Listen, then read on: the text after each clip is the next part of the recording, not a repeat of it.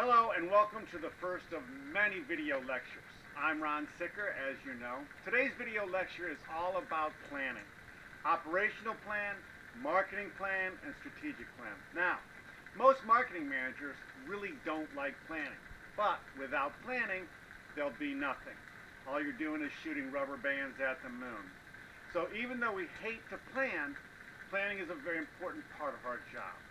So with that being said, let's get on to the chapter in market planning. So as I said in the introduction, today we're going to talk about strategic plan, marketing plan, and operational plan. They're different in the fact that strategic plan looks out for about 3 to 5 years. Operating plan looks out 1 year for the whole company. And a marketing plan is specific to the marketing department, and it looks out 1 year. So the difference between a strategic plan and an operating plan and a marketing plan is between strategic and operating plan, it's length. One looks out 3 to 5, one looks out 1.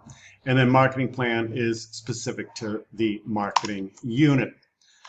So marketing and customer value. Remember when I explained what marketing was? On the first day of class, I said it's all about the customer.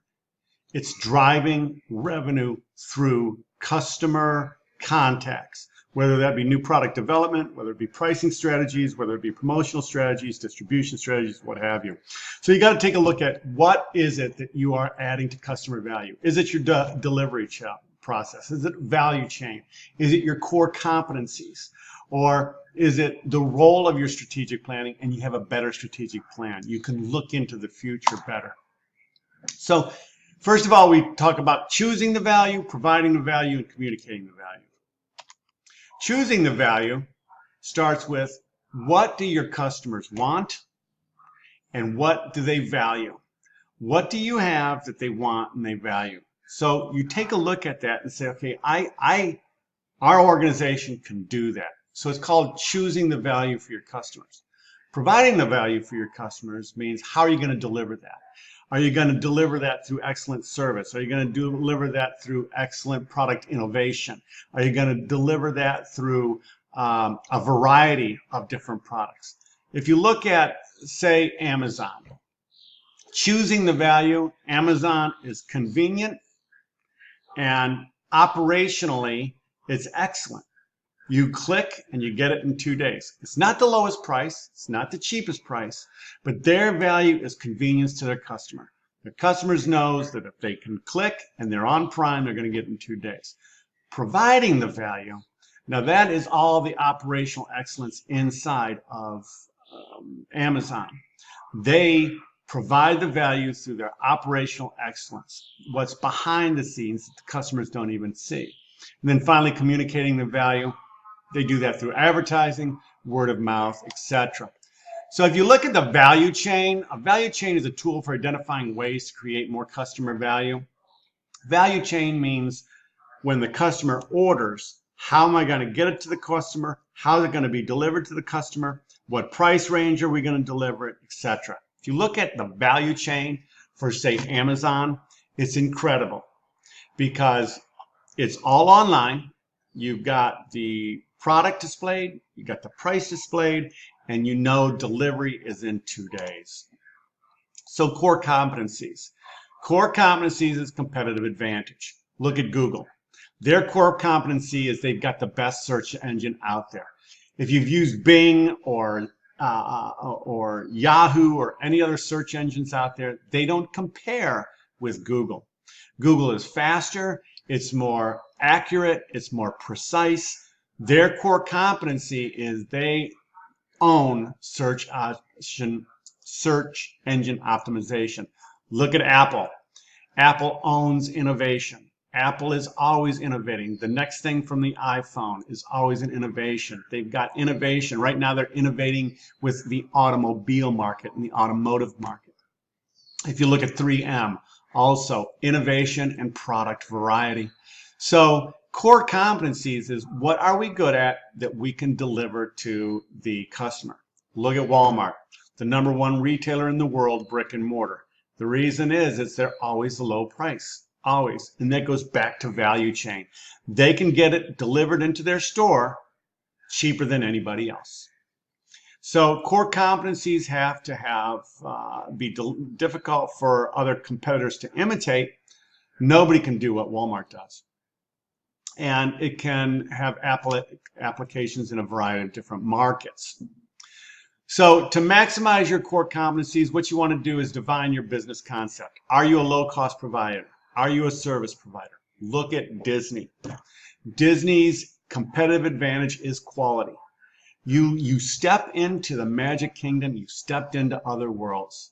And I have an 11-year-old daughter, so we go to Disney and her friends go to Disney.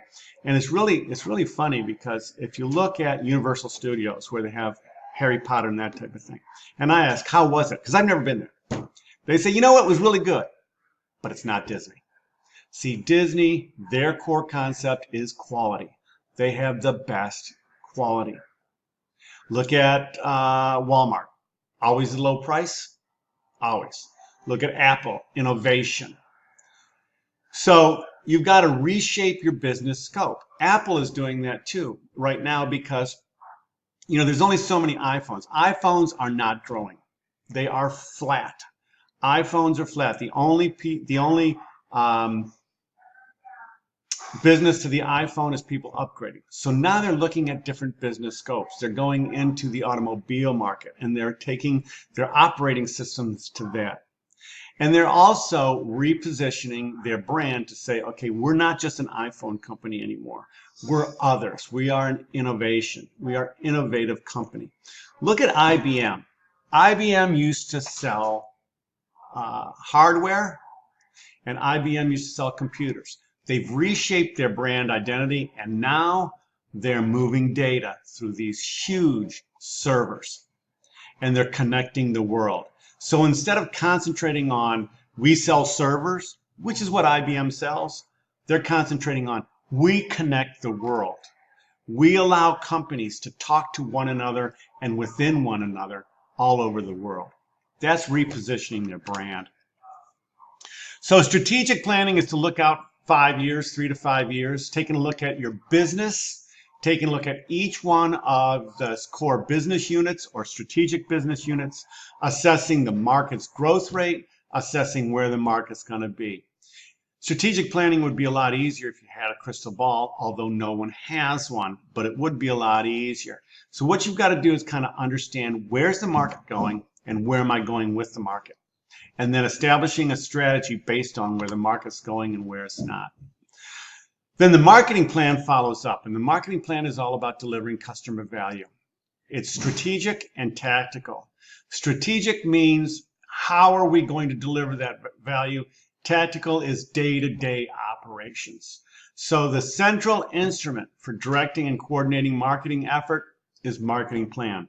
So the marketing plan is a subset of the strategic plan. You look at the market, you look at where it is over the next few years, and you move forward with that. So corporate and division strategic planning, that's basically a strat plan for the company, but it's done by corporation or by division. And that helps establish strategic business units. It slices the market up into either customer segments or business segments. I mean, look at GE. They have a multitude of business units from GE Lighting, GE Capital, although they got rid of Capital, all the way to locomotive engines. So they have a variety of different businesses and a variety of different business units. Each business unit has their own president. And they assign those resources to each strategic business unit. So you also have to take a look at your corporate mission. What is our business? Who is our customer? And how are we going to deliver value to that customer? What do we want to be? And that's key when it comes to defining your corporate mission.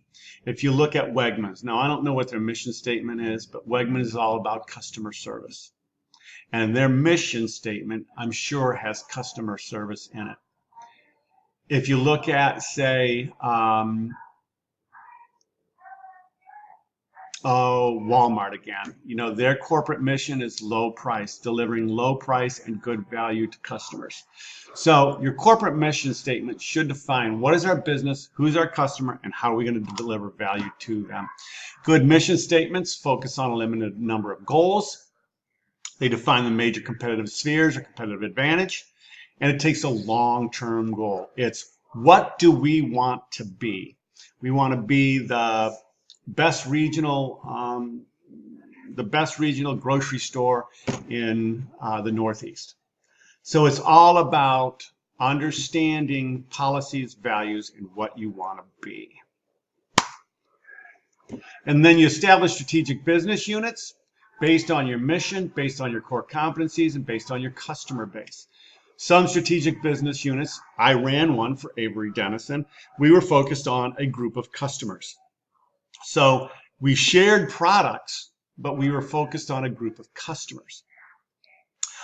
We had our own set of competitors. We had our own set of customers. So a lot of times strategic business units are product related. I'm sure Apple's iPhone is a strategic business unit, and probably their iPad is a strategic business unit.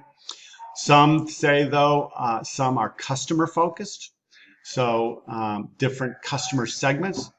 And some are actually regionally focused. So you can establish your business unit kind of any way you want based on what makes sense to your business and what makes sense in your industry. And then you assign resources to your SBU. Do you have shared resources? For instance, in Avery Dennison, we had shared accounting and finance, although we each had our own marketing, operations, and production. Whereas in other strategic business units, they might share production. They might come out of one factory, or their products come out of one factory, but each strategic business has their own accounting and finance department. Mostly each strategic business unit has their own marketing department, and oftentimes strategic business units also share sales. So a sales rep might sell multiple products or call on multiple customers from multiple strategic business units.